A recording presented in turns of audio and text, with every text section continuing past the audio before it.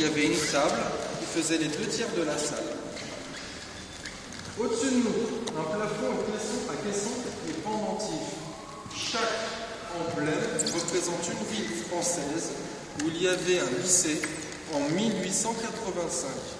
Ne cherchez pas Strasbourg, mais il y a Alger. De chaque côté de la salle, nous avons 2 peintures représentant le mythe de Prométhée. Ici, Prométhée, enchaîné, se fait dévorer le foie. Ça représente le passé. À son opposé, Prométhée est cette fois-ci libéré, représentant l'avenir. De chaque côté de la salle, nous avons encore 2 autres peintures. Ici, nous avons les sciences et de l'autre côté, les belles lettres. D'ailleurs, par quelle Comment? Là ou là? Vous êtes sûr? C'est quoi? La science? Comment? Non, on se demande par quel escalier vous montez. Celui-là? Oui. Non, non, c'est lettre. Oui. Non, ici. Non, c'était là-bas, on a fait le tour. J'adore ce moment. C'est vraiment la visite en fait, je fais toujours exprès. L'escalier des lettres est bien là-bas. Oui? Oui, mais c'était pour vous Oh, en oui. prier. Et à votre avis, pourquoi les peintures sont-elles inversées par rapport aux escaliers? L'unité des arts et des sciences. L'unité, la complémentarité. Exactement. Pour que les disciplines puissent communiquer entre elles, échanger des idées, mélanger leurs couleurs. Regardez la peinture centrale.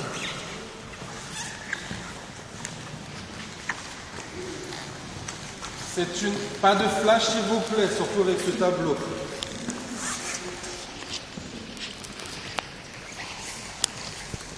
Nous voici devant une représentation des différents doyens de facultés à la fin du XIXe siècle. Et chaque faculté a sa propre couleur. Celui qui est en jaune représente les lettres. Celui qui est en rouge d'une faculté, les sciences. Celui qui est en rouge avec son papier dans la main, la médecine. Celui qui est en rouge accoudé, le droit. Celui qui est en violet et en noir à la fin, la théologie. Et au centre, en violet et en noir, c'était le vice-recteur, l'équivalent du recteur aujourd'hui. Lors de remise de diplôme, nous avons toujours, les professeurs s'habillent toujours de leur toche de couleur et elles n'ont pas changé depuis Napoléon Ier. Savez-vous d'ailleurs pourquoi ils s'habillent en toge, tout simplement? Savez-vous pourquoi les professeurs sont habillés en toge? Pour se distinguer. Mais encore. Parce qu'ils représentent l'institution et ils ne sont pas là individuellement. Ça aurait pu, mais c'est quelque chose de beaucoup plus simple en fait. Tout simplement, à la base, les professeurs, pour la plupart, étaient religieux. C'est une variante de la toge de religieux, tout simplement. Sur cette peinture, nous avons 2 statues. À gauche, nous avons Robert de Sorbon, le créateur, et à droite, nous avons le cardinal-duc de Richelieu, que l'on peut appeler le refondateur. Et au centre, nous avons la chapelle. S'il n'y avait pas de mur, si c'était une simple fenêtre, nous verrions la chapelle telle qu'elle. Regardez bien la chapelle, il y a une petite différence par rapport à la vraie, que nous allons voir tout à l'heure. Il faudra me citer cette différence. Ne trichez pas avec les appareils photo. Ne vous inquiétez pas, c'est facile. Maintenant, je vais vous parler de 2 choses, qui sont de chaque côté de la salle. Un tableau et les masses.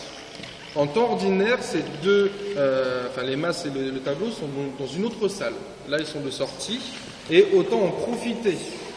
Le tableau, vous voyez le portrait sur pied que nous retrouvons dans tous les livres d'histoire représentant Richelieu. Et bien, c'est ce tableau-là qu'on retrouve dans les livres d'histoire. On l'appelle l'original des originaux. Tout simplement parce que celui-ci a été fait par le maître, Philippe de Champaigne, et les 2 autres, eux, qui se situent au Louvre et au National Gallery à Londres, ont été faits par les élèves. Donc voilà, nous avons l'original des originaux. De l'autre côté, et là on va s'approcher,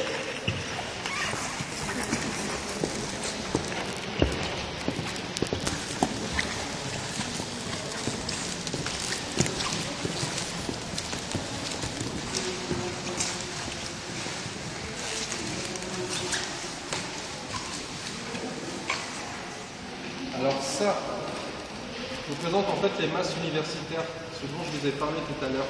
Les 5 masses qui représentent chacune une discipline.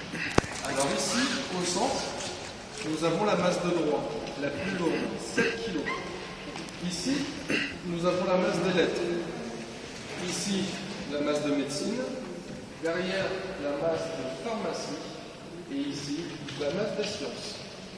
Moi-même, je suis massier lors de remise de diplôme, et en général, j'ai soit les lettres, soit les sciences.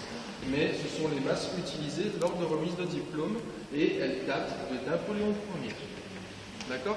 Donc ça aurait été dommage de partir sans pouvoir les voir. Profitez-en pour prendre en photo, mais bien sûr, ne les touchez pas.